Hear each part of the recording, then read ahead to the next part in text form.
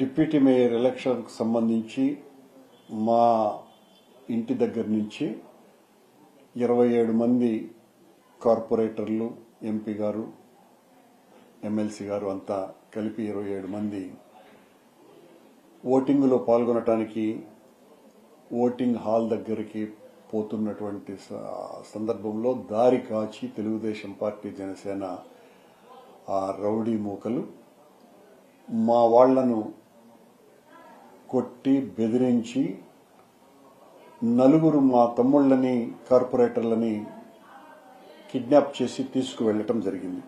ఆ ఆరోపణ కూడా మేము చాలా బలంగా పత్రికాముఖం ద్వారా చెప్పటం కూడా జరిగింది. దీనికి సంబంధించి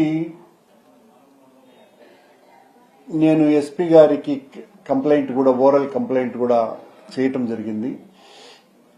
బాధ్యత తీసుకోవాలి, వాళ్లను వెంటనే విడిపించేటువంటి కార్యక్రమం చెయ్యాలి అని. తమాషగా ఏ తెలుగుదేశం పార్టీ నాయకులైతే ఈ నలుగురిని కిడ్నాప్ చేసి తీసుకువెళ్లారో వాళ్ల ముఠాలో ఒక సభ్యుడైనటువంటి శ్రీధర్ వర్మ అనేటువంటి తెలుగుదేశం పార్టీ నాయకుడు ప్రింట్ మీడియా టీపీటీ అనేటువంటి ఒక గ్రూపులో ఆశ్చర్యకరంగా వీళ్ళు ఈ నలుగురితో, నా తమ్ముళ్లతో తీసినటువంటి ఒక వీడియోని షేర్ చేసినాడు. చేసింది ఎవరు అంటే Sridhar Varma, print media TPT అన్నటువంటి గ్రూపులో. లేకపోతే అది వచ్చే అవకాశం లేదు. ఆ తెలుగుదేశం నాయకుడు చేశాడు. వీళ్ళు నలుగురు వీడియోలో మాట్లాడినారు. మీకే వినిపిస్తాను వాళ్ళు ఏం మాట్లాడారు. ఒక ఆయన, నా పేరు మోహన్ కృష్ణ యాదవ్.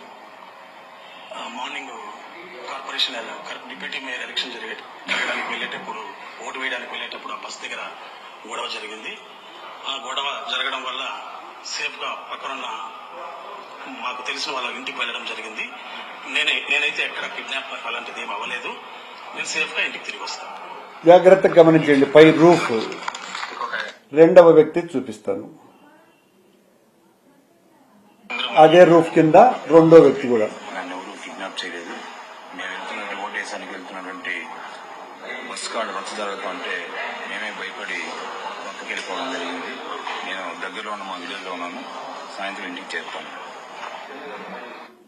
తమాషగా ఒక ఆయన దగ్గరలో ఉన్న మా విలేజ్కి పోయానని, ఇంకొక ఆయన మా బంధువుల ఇంటికి పోయినానని, ఇంకొక ఆయన నా తమ్ముడు, అతని రూఫ్ కూడా సేమ్.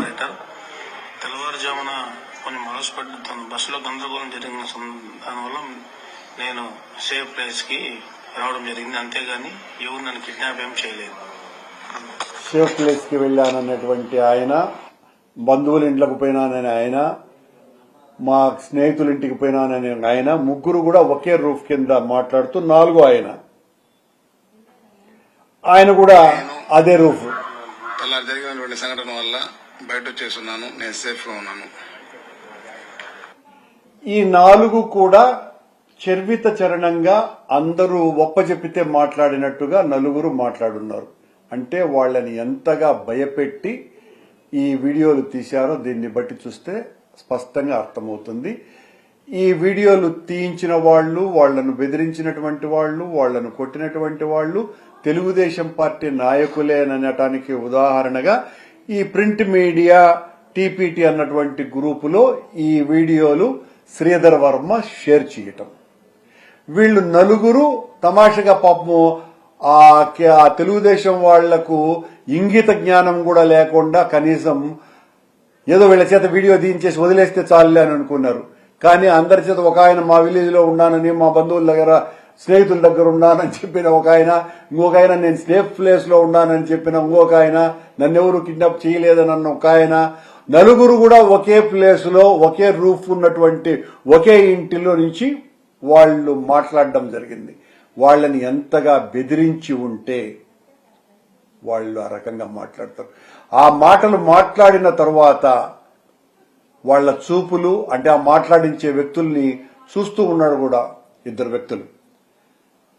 ఎస్పీ గారికి చెప్తున్నా, నేను మళ్ళీ విజ్ఞప్తి చేస్తున్నా, ఇది స్పష్టంగా మా వాళ్లను బలవంతంగా తీసుకువెళ్లి వాళ్ల చేత వీడియోలు ఈ రకంగా ఒకే రేఫ్ కింద మేము పలానా చోట్ల ఉన్నామని వేరువేరు ప్రదేశాలు చెప్పించటము, ఇవంతా కూడా సాక్ష్యాధారాలతో మీకు చెప్పడం జరుగుతున్నది.